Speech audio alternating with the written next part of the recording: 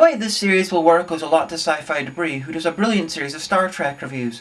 Find him, sub to him, and send him borderline sexually harassing emails. He's that good. I will review adventures from Doctor Who, old and new. Not all of them, because I don't have 60 years to spare. So much for objectivity. The rest of this is opinion. I'll mainly look at the crap ones. So to begin, here's the worst episode since the show came back, and possibly the worst episode in Doctor Who history. Fear Her.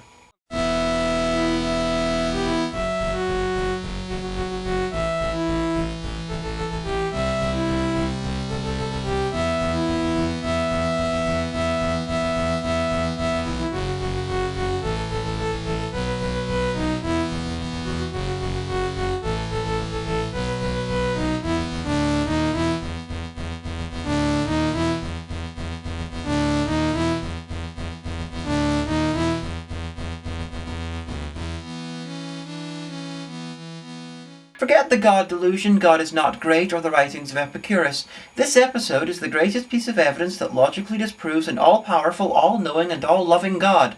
If Epicurus was alive today, his famous quote would read, "Is God willing to prevent Fear Her, but not able?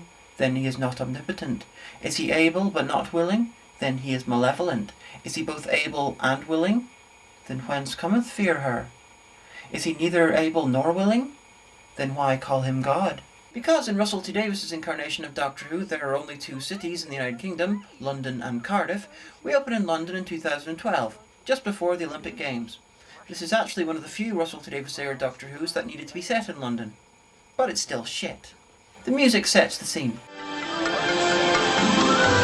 Happy, happy, happy, happy, happy, sad! There's an old lady who's a psychic, a child who's been turned into a drawing, and worst of all, a small girl in an attic with a terrible secret.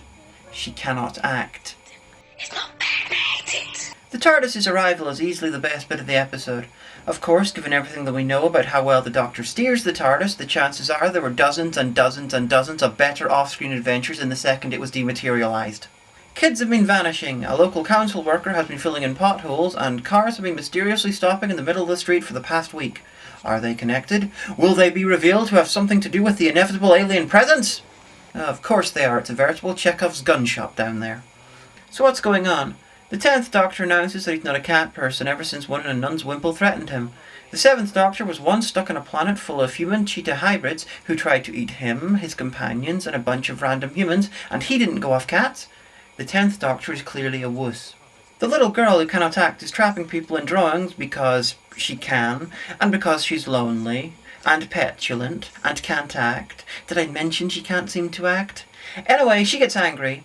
At least I assume she's angry. It's hard to tell what emotion she's trying to convey, given how bad she is at the whole acting thing.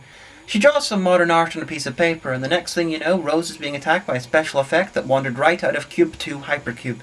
Rose and the Doctor figure out who's behind what's going on through some very questionable logic and act like complete prats, because this is Series 2, where the smug has been put right up to 11. Rose officially became the character I wanted dead, and the Doctor's next incarnation felt all too far away. The Doctor got better. Rose didn't. While this is going on, the Doctor takes time to mention that he was a dad once. This is because this is Russell T Davies's era of Doctor Who, and the Doctor right now is not an eccentric alien from an alien culture that reproduce through limbs and do shit that humans can't understand, but instead he's basically a human with two hearts who escaped from a culture filled with other humans with two hearts who just wear silly hats all the time. So they visit the house of the little girl. She's been busy drawing her abusive dead dad, who looks like he belongs in a ghost train designed by the brain damaged. In the little girl's room, it's revealed that the little girl's abilities aren't due to her mutant inability to act, but rather that a tiny alien has decided to live inside her. It got separated from its thousands of siblings on a millennia-long journey by a solar flare and crashed in the street. It didn't crash in Rio or Vladivostok because the BBC's budget and Russell T Davies' imagination don't stretch that far. Now it's capturing people in pictures so it doesn't feel lonely. That's all fine and good, but it does not explain why a species that has one parent who can birth thousands of babies, a species who live for millennia, a species who have the ability to warp reality, create life, and capture people with a thought, isn't ruling the fucking universe. So they go out looking for the alien spaceship, which they are sure will be able to fly perfectly because it's been sucking in heat. Well, it's been sucking in all the heat it can. Hopefully that should keep it in a fit state to launch. Yes, you heard that right. According to this episode, you invent a vacuum cleaner that sucks up heat, and you'll have yourself a fully functional spaceship. So the girl steals the doctor and acts like a petulant little unconvincingly acted prick, which we're supposed to sympathise with. And Rose uses the guy who unconvincingly explains everything Rose needs to know in order to finish the episode quickly, otherwise known as the Councilman, to find the crashed spaceship, which is buried in the tarmac, where the cars are stopping. And I think I've realised why this species doesn't rule the universe. An entire battle fleet could be swallowed by a small dog. The mum takes the pencils off the girl, she locks herself in her room and finds a secret stack of pencils to use, ignoring the ones already on her desk. She then draws the Olympics opening ceremony. And then, the world! Both the alien and the child deserve such a beating it's not funny. Now it turns out that the spaceship doesn't just need heat, it needs love. Yes, this alien technology is powered by love. Fucking love. No, not fucking love. Or fucking. Just love! How does Doctor Who manage to preemptively defeat using lightning to transfer DNA as the dumbest bit of on-screen science ever? By having a spaceship powered by love! Of course the alien pissing off turns everyone who was a drawing back to normal, because explaining it would mean the episode is even longer and not even the writer wants that. And because even with a spaceship powered by love, we've not had enough stupid, the drawing of the little girl's abusive dad has come to life and is so horrifying that he must be kept off screen. Between them, Rose, the girl, and the mum can't work out that a wooden and glass door can be broken, and the girl sings the dad to death. Then the Doctor steals a fallen man's moment of glory by taking the Olympic torch off him when he stumbles, and everyone in the audience thinks this is wonderful. Poor man was waiting for that moment for years, and here comes a trench-coated git to steal it. Good form, Doctor, you prick! The sixth Doctor might have made bad jokes while people melted, but he never crushed an innocent fallen man's dreams. Forgive me if I don't join you. And finally, we have Rose and the Doctor talking ominously because the finale is coming and they need to remind viewers that occasionally there are good episodes to see. Episodes with ideas, episodes with action, and episodes that do not feature fucking spaceships powered by love!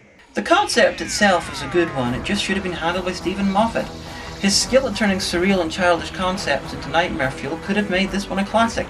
Having the shadow of a dead abusive parent over a child could make for a good episode in its own right, but not here.